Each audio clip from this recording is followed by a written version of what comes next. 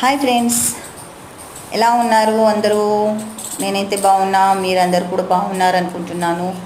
So ఈరోజైతే మా అమ్మాయి మామిడి పండ్లు కావాలి మమ్మీ, నడువు మామిడి పండ్లు ఇప్పి అని చెప్పింది. సో నేనైతే మా అమ్మాయికి మామిడి పండ్లు ఇప్పించడానికి తీసుకెళ్తున్నా. దారిలో ఈ చిన్న చిన్న డాగ్స్ అసలు ఎంత వీక్గా ఉన్నాయంటే చూడండి, చాలా బక్కగా బోన్స్ అన్నీ తేలిపోయి ఉన్నాయి. మా అమ్మాయి చూసి, మమ్మీ వీటికి ఎంత బక్కగా ఉన్నాయి చూడు, అసలు వాళ్ళకు ఫుడ్ దొరకట్లేదేమో మమ్మీ అని చెప్పింది.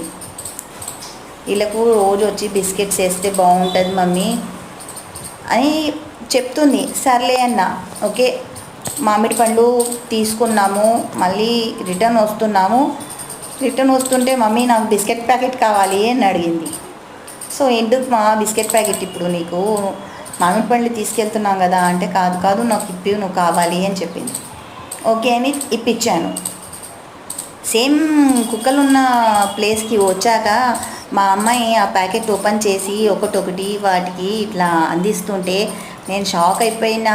అసలు ఆ కుక్కలు కూడా ఆ బిస్కెట్స్ ఎంత చక్కగా అందుకుంటున్నాయి చూడండి.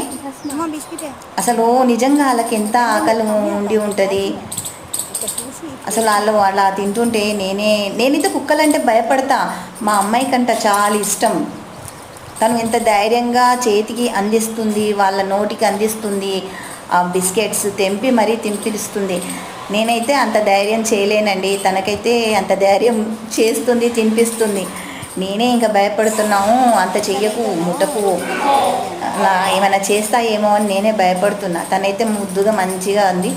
మా అమ్మాయి ఎంత కేర్ఫుల్లీగా కుక్కలు ఎక్కడ ఆ బిస్కెట్ ప్యాకెట్ తీసుకొని తింటారో, దానికి నోట్లో పెట్టుకుంటారో అని ఆ బిస్కెట్ ప్యాకెట్ తీసుకొని మర్చి జేబులో మరీ పెట్టుకుంది. బాబోయ్, ఇలాంటి నాలెడ్జ్, ఇలాంటి పిల్లలు ఉంటే బాగుండు. సో ఈ వీడియో కనుక మీకు నచ్చి ఉంటే లైక్ చేయండి, కామెంట్ చేయండి, నా ఛానల్ సబ్స్క్రైబ్ చేసుకొని సపోర్ట్ చేయండి గైస్. ఉంటాను మరి ఇలాంటి